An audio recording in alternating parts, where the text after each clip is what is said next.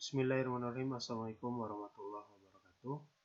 Sejarah Indonesia, pertemuan kali ini kita bahas tentang tanam paksa dan undang-undang agraria. Terakhir, sejarah Indonesia, pertemuan minggu lalu, yang menjajah Indonesia adalah terakhir Inggris dan diserahkan kembali kepada Belanda. Nah, hanya saya tulis di sini ada pemerintahan kolonial Belanda babak 2. Babak 2 ini ada beberapa gubernur jenderal yang terpilih. Pertama, Van der Capellen 1818. Kebijakannya menghapus peran penguasa tradisional dan menerapkan pajak yang memberatkan rakyat. Nantinya muncul banyak perlawanan dari rakyat. Lalu penggantinya Dubus Hisinis 1825 menggantikan Baron atau nama lain Van der Capellen.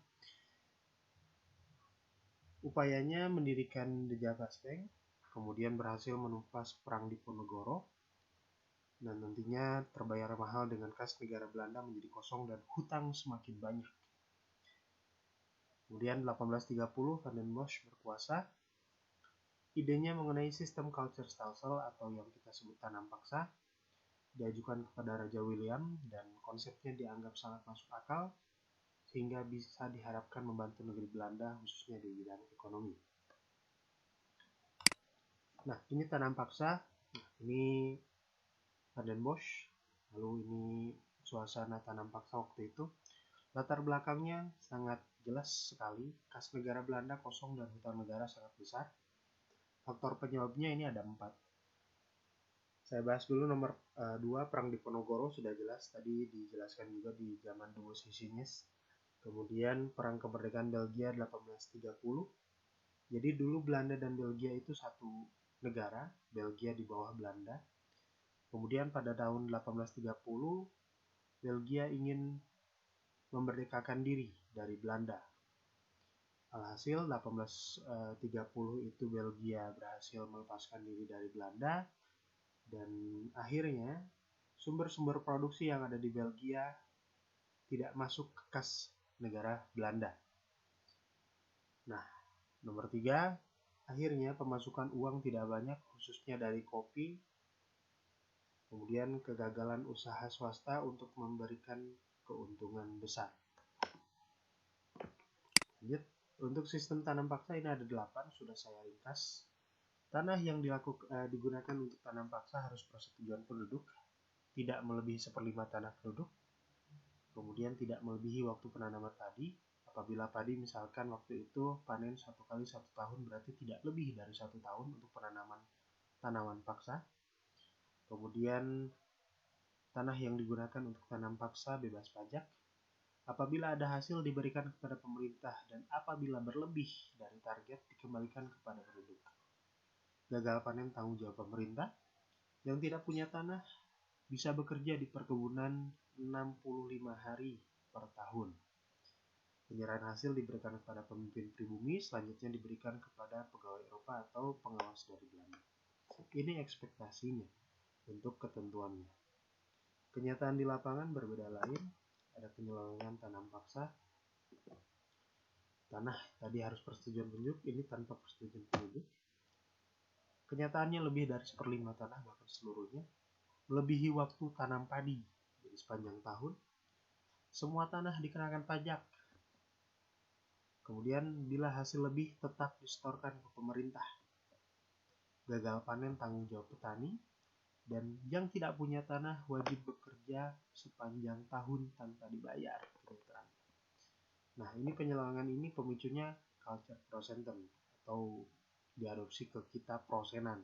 Jadi insentif dari pemerintah bagi pejabat yang daerahnya mampu menghasilkan panen melebihi ketentuan atau melebihi target, dikasih prosenan tadi. Lanjut. Nah, ini dampak tanam paksa.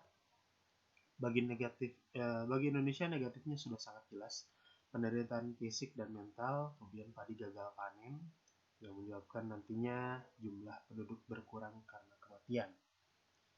Bagi positifnya, Indonesia bisa tahu teknik menanam, kemudian mengenal tanaman baru, kualitas ekspor seperti tebu, nila, kopi, dan cengkeh. kemudian dibangunnya jalur kereta api. Bagi Belanda sudah sangat jelas, secara ekonomi mereka pasti untung, kas langsung terisi, APBN langsung berlebih, dan hutang pun lunas. Negatifnya, kalau uang lebih pasti ada cenderungan untuk korupsi. Kemudian muncul kritik terhadap pemerintah. Kritik terhadap pemerintah ini muncul dari kaum liberal. Kritik kaum liberal, ini ada beberapa tokoh yang sebetulnya banyak tokoh kaum liberal di Belanda, tapi saya sebutkan dua dulu. Ada Edward Beuys Bekker, dia ada penulis, nama lainnya Multatuli, karyanya Max Havelaar. Novelnya ini berisi kritik atas perlakuan buruk para penjajah terhadap orang-orang pribumi di Hindia Belanda. Kemudian yang kedua ada Walter Robert Baron van Hove. Dia seorang politikus, pernah jadi menteri, pernah jadi dewan juga. Asalnya dari Partai Liberal dan dijuluki sebagai pemimpin oposisi kolonial. Jadi apapun kebijakan yang memberatkan Hindia Belanda waktu itu, dia adalah oposisi. Kemudian atas idenya ini banyak mengilhami beberapa penulis lain seperti Multatuli atau Beuys Bekker tadi. Hasil dari kritik kaum liberal ini menghasilkan produk baru, namanya Undang-Undang Agraria. Nah, ini nantinya mengubah situasi di Indonesia. Nah, Undang-Undang Agraria 1870 isinya sebetulnya nanti kalian bisa baca di buku, itu lebih komplit. Saya jelaskan singkatnya. Isinya ada pembedaan tanah rakyat dan pemerintah dibedakan. Kemudian sistem penyewaan lahan oleh swasta. Tujuannya itu untuk melindungi hak petani yang mempunyai tanah tentunya. Kemudian memberi peluang kepada permodal asing. Jadi tidak hanya pemerintah Belanda yang bermain di sana, ada dari Belanda, Belgia, Inggris, Prancis, bahkan dari Cina. Kemudian membuka kesempatan kerja bagi para petani yang tidak mempunyai lahan bisa bekerja di perkebunan. Ini contohnya bisa di buruh pabrik seperti ini. Nah, dampak Undang-Undang Agraria, perluasan lahan. Jadi banyak hutan-hutan yang dibuka, dijadikan sebagai lahan. Banyak perusahaan swasta, itu sudah sangat jelas. Kemudian angkatan laut dimonopoli oleh KPM, singkatan dari Koninklijke Maskapai.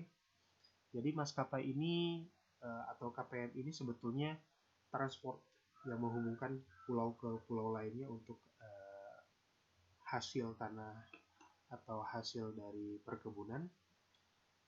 Karena banyak, saking banyaknya, jadi angkatan laut dimonopoli oleh mereka. Rakyat mengenal ekspor impor. Industri rakyat tidak bisa maju karena tidak bisa bersaing dengan usaha swasta yang mempunyai modal banyak tentunya. Timbul pedagang perantara atau reseller, bahasa keren sekarang, di mana pada waktu itu sudah sangat umum, sudah sangat banyak. Kemudian mendorong timbulnya politik etis. Nah, ini politik etis nanti kita bahas di pertemuan selanjutnya. Oke, untuk terakhir silahkan buat catatan, simpulkan seperti apa dampak politik, budaya, sosial, ekonomi, dan pendidikan pada masa penjajahan bangsa Eropa dalam kehidupan bangsa Indonesia masa kini. Tolong gunakan jawaban sendiri, tidak ada yang diketik di Microsoft Word, semua tulis tangan. Silahkan foto, kemudian boleh convert ke JPG, PDF, atau Word. Buat satu file, jangan beberapa file. Kemudian tambahan, apabila mengutip atau mengambil dari sumber internet, tolong dicantumkan sumbernya, www.wikipedia.com/apa/apa ya. Oke, saya ucapkan terima kasih. Selamat belajar. Semoga apa yang saya sampaikan bermanfaat. Wassalamualaikum warahmatullahi wabarakatuh.